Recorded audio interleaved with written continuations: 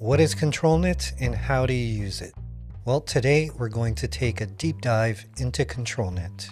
The most basic form of stable diffusion, as you already know, is text to image, which utilizes text prompts to steer the generation of the image. ControlNet just adds one more layer of conditioning to get the output that you desire. Personally, I like to think of ControlNet as a glorified image-to-image with more precision and control. And in Playground, we have multi-ControlNet that gives you 3 control traits. The first one being pose, the second one being Canny, otherwise known as edge, and the third one being depth. You can use them individually or in combination. In this first example, we're going to talk about one of the control traits called open pose. On the left is my reference image of a dancer, and then on the right is open pose. And basically what it does, it creates a skeleton reference to influence your image. Open pose is only meant to work with people. As we look at the skeletal reference, each point indicates certain information that it's going to give the AI. So if we look at the face, you see the white dots represent parts of the face, the eyes, the nose, the mouth. The pinkish dots here and here represent the ears. The blue stem here is the neck. And you'll also notice these points in the body, and these points represent certain parts of the body. So starting from the middle, this top line here represents the shoulders, which connects to the elbow, to the wrist, to the hands. You'll also notice several dots here. ControlNet can also identify the hands. With that being said, it's not always perfect. Typically for good hands, you want to combine pose with edge, for example, which we'll talk about later. But as we look further down, we see that it connects to the legs, to the knees, down to the ankles. For best results as much as possible, it's good practice to have as many of these points to be visible. Let's take a look at how this actually works. Now, whether you like to use canvas or board, it works the same way. On the left side of the panel here, you'll see a section called Control Traits.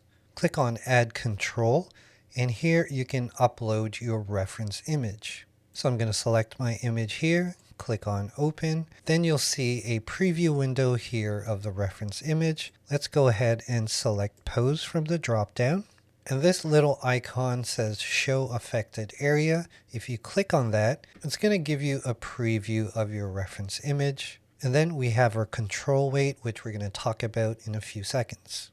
Then you would enter your prompt in the prompt box here and set all your settings as you normally would. However, the amount of weight you use depends on your reference image and how complex the pose is. If we quickly look at this example here, this is my reference image. Here's the skeleton of the open pose, and I only used a weight of 0.4 to get this result. Best practice is the more complex the pose is, the higher weight you need to use. The simpler the pose, the less amount of weight you need. Here are some examples that I did utilizing different weights. Once again, here's our reference image on the left. This is the result using a weight of 0.2.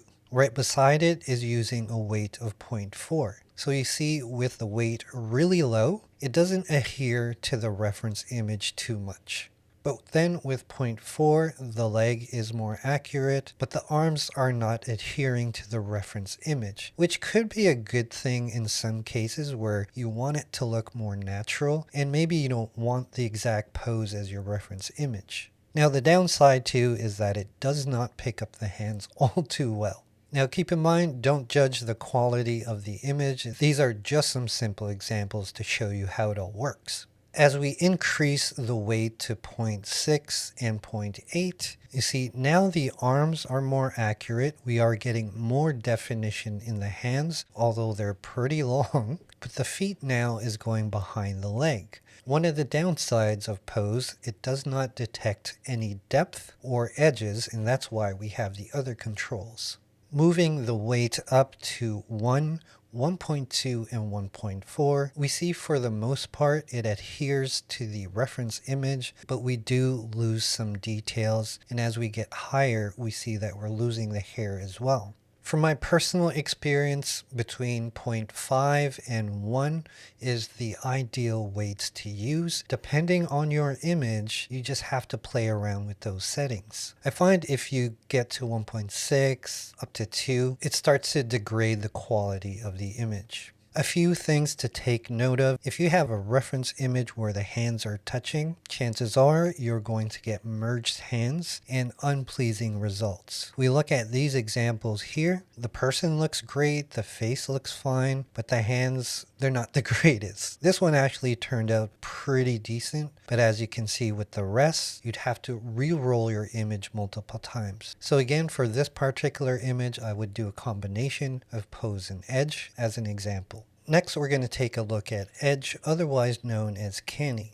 This control trait is pretty straightforward. It utilizes the edges and outlines of your reference image. If you look at the map here, you see an outline of our reference image. You'll even notice the bars here at the back is being detected, and ControlNet will take this information to process your image. This one is really good for more accurate hands and smaller details. Now in the prompt, I purposely put a nature background, even though the reference image has a studio, because I kind of wanted to show you where edge starts to detect the edges. Here we have a weight of 0.2 where it's not really detecting the edges of the background. And you see the pose is a lot more looser. The hands don't look that great. But on the right with a weight of 0.4, we start to see it's detecting the hands a lot better and even the position of the leg. We also start to see these lines here being detected in this image. However, at this weight, it's not detecting the edges in the background.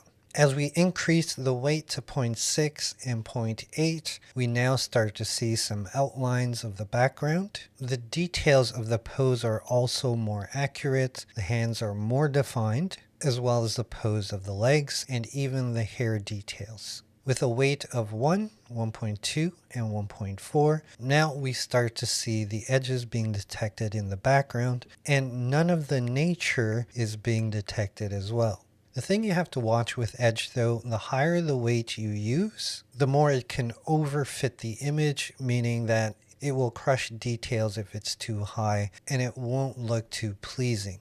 Now this is only at 1.4 and you see we're losing details in the feet. The hands are starting to get a little weird. Parts of the face aren't that great. So depending on your reference image, you don't want to go too high. In these examples, I wanted to show you with a proper prompt. Basically, I added a ballerina dancer in a studio in the prompt. Here at a weight of 0.2, we see that it's got more of a loose pose, but it does detect some of the edges. With a weight of 0.4, 6, and 8, we see more of the edges in the background, especially at 0.8 being detected as well. The pose is more accurate, which is great. Now because it uses edges, it doesn't detect the depth. So it almost looks like the wall at the back is really close.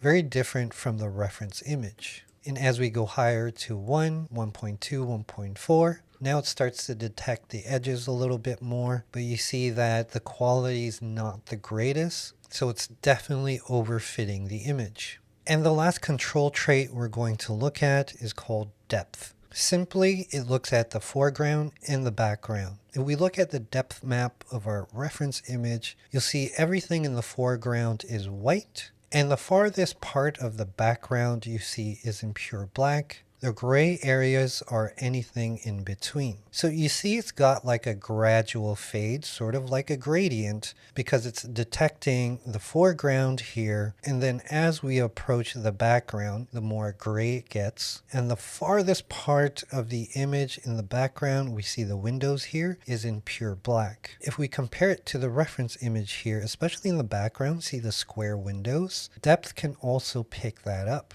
So this is really good to use if you want kind of an overall detection of your image from foreground to background. So in these examples, I put a dance studio in the prompt. At a weight of 0.2, we do see it recognizes some of the depth, but it has the subject looking the other way. It doesn't know any better. At 0.4 and 0.6, we already see the windows in the background. If we look at the ceilings here, it is detecting it now. And it does a pretty decent job of recognizing the pose of the reference image. So if I were using this in real time, I would be happy with 0.4 or 0.6, combining it with the other control traits.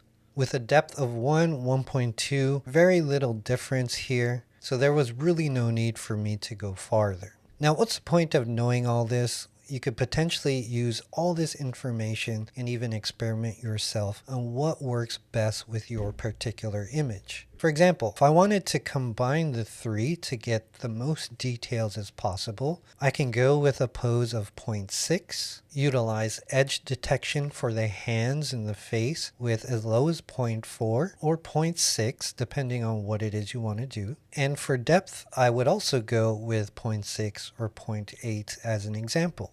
On the left here is an example of combining all three at different weights to get the best result. What I ended up doing to get this result was using a pose of 0.6, edge at 0.4, and depth of 0.4.